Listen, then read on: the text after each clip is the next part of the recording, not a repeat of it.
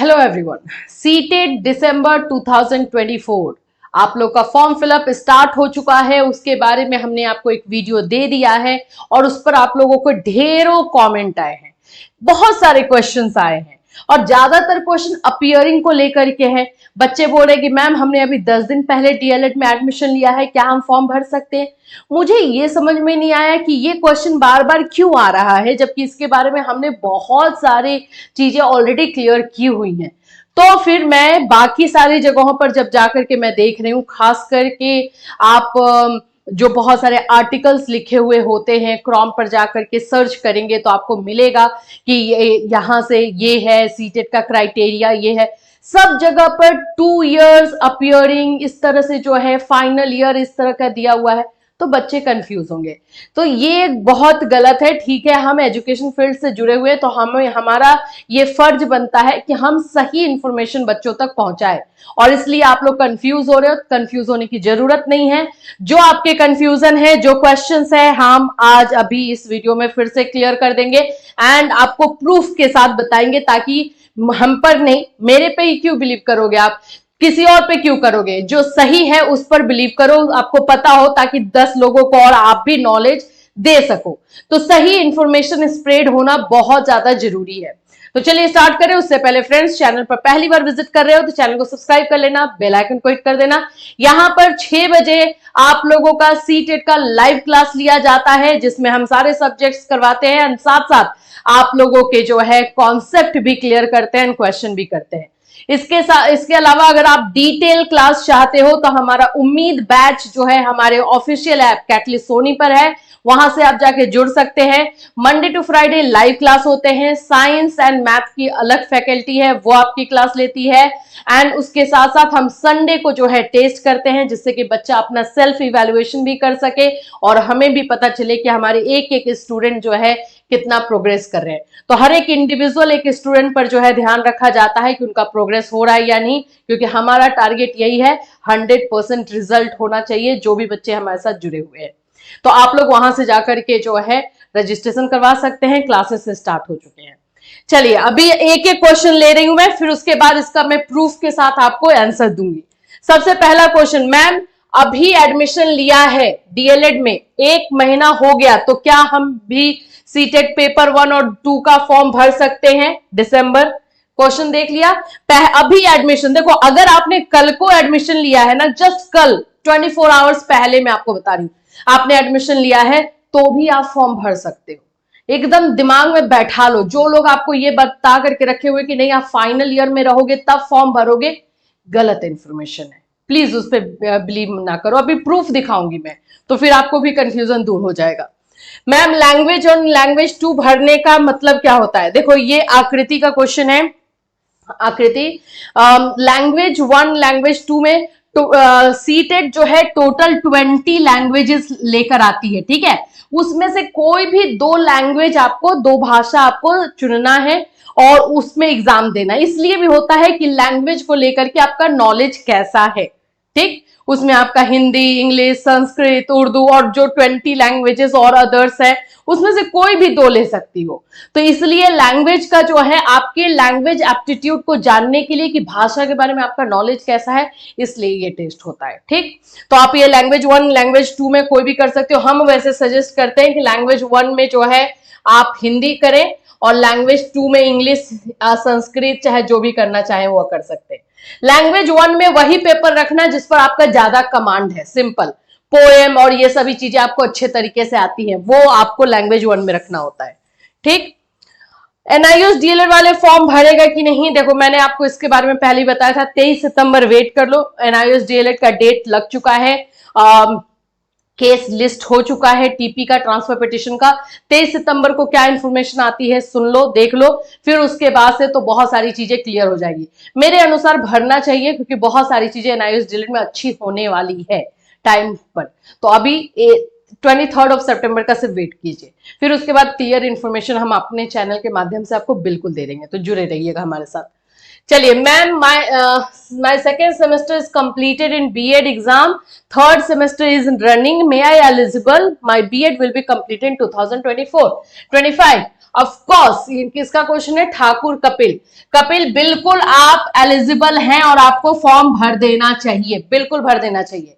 मैं तो बोलूंगी कि जब से एनसीटी ने यह अपॉर्चुनिटी आप लोगों को दी है कि आप लोग किसी भी टीचर ट्रेनिंग कोर्स में, चाहे वो डीएलएड हो, बीएड हो, बीटीसी हो, किसी में अगर आपने एडमिशन लिया है तो आप फॉर्म भर सकते हो। अगर ऐसा ये अपॉर्चुनिटी दी गई है तो जब तक आप वो कोर्स कंप्लीट कर रहे हो उससे पहले आप सीटेट अपना निकाल के बैठ जाओ ताकि वैकेंसी आए और फटाफट आपकी नौकरी हो जाए। मैम क्या मैं सीटेट के लिए क्वालिफाइड होऊंगा, मेरा एग्जाम यही वीक हुआ है, बिल्कुल हो जाएंगे। देख लो ज्यादातर क्वेश्चन ऐसा ही है। मैम एजुकेशन डिटेल में ग्रेजुएशन की डिटेल फिल करनी है या बीएड की?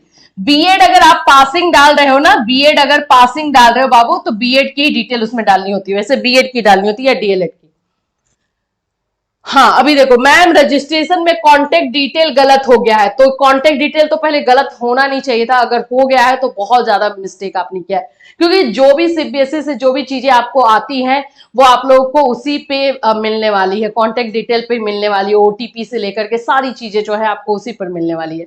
फिर भी करेक्शन जब आएगा, करेक्शन का डेट, तो आप लोग उसको सही कर लेना। क्या नाम है इनका, अभिषेक है, अभिषेक। अभी करेक्शन डेट आता है 16, लास्ट डेट होगा 16 अक्टूबर, उसके 2 दिन के बाद से, 1 दिन या 2 दिन के बाद से आपका करेक्शन डेट स्टार्ट होगा, तो जाके करेक्शन कर लेना, ठीक।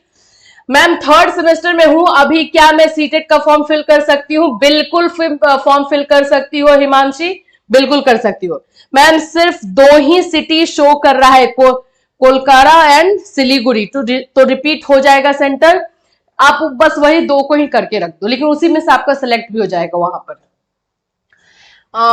थैंक यू मैम, आप ही का वीडियो का वेट कर रहे थे, थैंक यू सो मच जो आप लोग इतना प्यार देते हो। डीएलएड में एडमिशन होने से अभी 10 दिन हुआ है, मैं सीटेट का फॉर्म भर सकता हूं? बिल्कुल फॉर्म भर सकते हो, ठीक है। 16 अक्टूबर से पहले आईजीयू फर्स्ट ईयर का रिजल्ट आएगा। दीक्षा अगर आ जाता है तो सही बात है, नहीं आता है तो भी आप अपीयरिंग में फॉर्म फिल कर देना, पहले ही कर देना। आप आने का चांस तो है, अगर मैं मेरे से पूछोगे तो मैं बोलूंगी कि हाँ चांस है, लेकिन फिर भी ज्यादा लेट आप वेट मत करना, आप उसको परसुइंग में डाल सकते हो, वैसे भी आपका वो अपीयरिंग ही जाएगा। अगर आपका बीएड फर्स्ट ईयर का रिजल्ट आ भी जाता है तो भी आपका अपीयरिंग ही जाएगा, क्योंकि सेकेंड ईयर कंप्लीट नहीं हुआ है। मैम मैं यूपी ओबीसी कैटेगरी से हूं, तो मैं सीटेट का फॉर्म किस कैटेगरी से भरूंगा? ओबीसी से ही भरोगे बाबू, सीटेट का फॉर्म आप ओबीसी से ही भरोगे, ठीक है। चलो अब मैं प्रूफ दिखाती हूँ। जो लोग बोल रहे हैं ना कि हम डीएलएड में अभी एडमिशन लिए हैं, 10 दिन हुआ है, मैं बीएड में 2nd सेमेस्टर में हूं, तो क्या मैं फॉर्म भर सकता हूं? एनसीटी ने 2022 में, एनसीटीई 2022 में एक नोटिफिकेशन निकाला था जिसमें यह बोला था कि कोई भी स्टूडेंट कोई भी टीचर ट्रेनिंग कोर्स में, ठीक है, टीटीसी का मतलब होता है टीचर ट्रेनिंग कोर्स में, अगर उसने एडमिशन ले लिया है तो वो परसुइंग में आ जाएगा, वो जो है अपीयरिंग में आएगा और वो फॉर्म भर सकता है। दैट कैंडिडेट विल बी जो है एलिजिबल फॉर टेट और सी टेट, किसी भी तरीके के टेट में भी, या यूपी टेट या कोई भी टेट है उसमें भी एलिजिबल हो और सी टेट में भी एलिजिबल हो। तो जैसे कि अभी आप लोग पूछ रहे हो कि मेरा 10 दिन हुआ ये एडमिशन लिए हुए, क्या हम कर दें?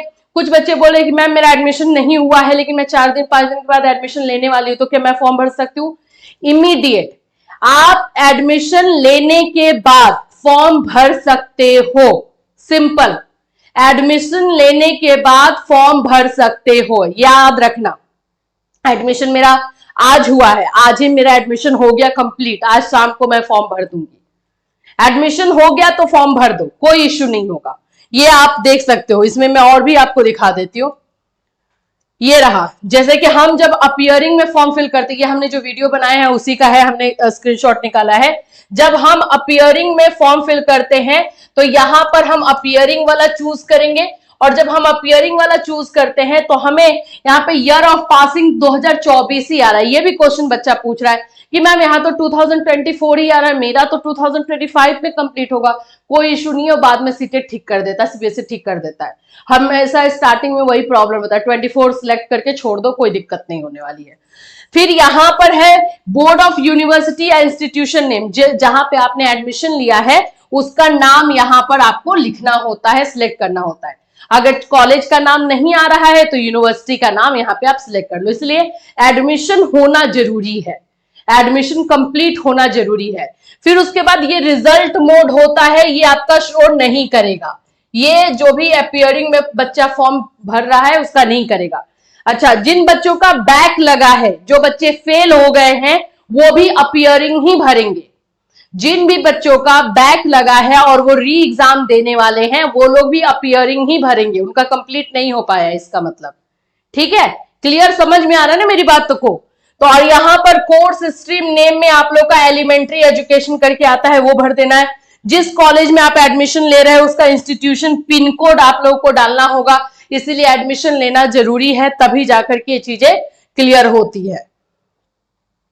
तो देखो यहां पे सबसे ज्यादा क्वेश्चन जो पूछा गया है अपीयरिंग को लेकर हुआ है, तो यस, अगर आपने एडमिशन ले लिया है तो आप लोग जो है फॉर्म फिल कर सकते हैं सीटेट का, चाहे आपका एडमिशन लिए हुए कितना भी दिन क्यों ना हुआ हो, 2 दिन हुआ हो, 4 दिन हुआ, चाहे डीएलएड हो, बीएड हो, बीटीसी हो, जेबीटी हो, कोई भी टी हो। ठीक है, टीचर ट्रेनिंग कोर्स में, इवन सुप्रीम कोर्ट में भी ये मामला गया था, यूपी से ये सुप्रीम कोर्ट में मामला ले जाया गया था कि परसुइंग का मतलब फाइनल ईयर होना चाहिए, तो वहां पे सुप्रीम कोर्ट ने कहा नहीं, परसुइंग का मतलब है दैट कैंडिडेट जो है वो उसने अप्लाई कर दिया है, उसने जो है एडमिशन ले लिया है। अगर किसी कैंडिडेट ने एडमिशन ले लिया है तो वो परसुइंग में ही आएगा, चाहे कितना दिन भी हुआ हो। तो ये बातों को ध्यान में रखना। ठीक, दूसरा है कि बैक स्टूडेंट, यानी कि जिन लोगों का री लग गया है, जिन लोगों जो लोग फेल हो गए हैं, वो लोग भी अपीयरिंग ही डालेंगे, उन लोगों को भी अपीयरिंग में ही फॉर्म फिल करना है, पास में नहीं डाल सकते हैं। क्लियर है? आई होप कि हमने आपके सारे कंफ्यूजन को इस वीडियो में दूर किया है, लेकिन अभी भी कोई कंफ्यूजन है तो बिल्कुल हमें मैसेज कर सकते हो, वीडियो में कमेंट कर देना, और अगर हमें लगा कि हाँ इस पे इंफॉर्मेशन देना जरूरी है तो हम फिर से वीडियो बना देंगे आपके लिए।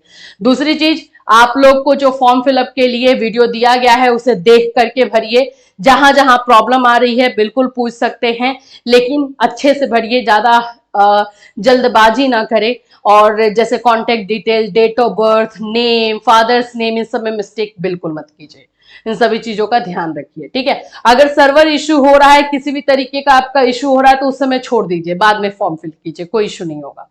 लेकिन सर्वर इशू या फिर किसी भी तरीके के प्रॉब्लम हो रही है उसमें जल्दबाजी में फॉर्म फिलअप मत कीजिए, वहां पे मिस्टेक होने के चांसेस ज्यादा है। आई होप कि आप लोग के सारे डाउट्स क्लियर हो गए होंगे। अभी भी कोई डाउट है तो वीडियो में कमेंट कर देना। फिर मिलूंगी, till then take care everyone.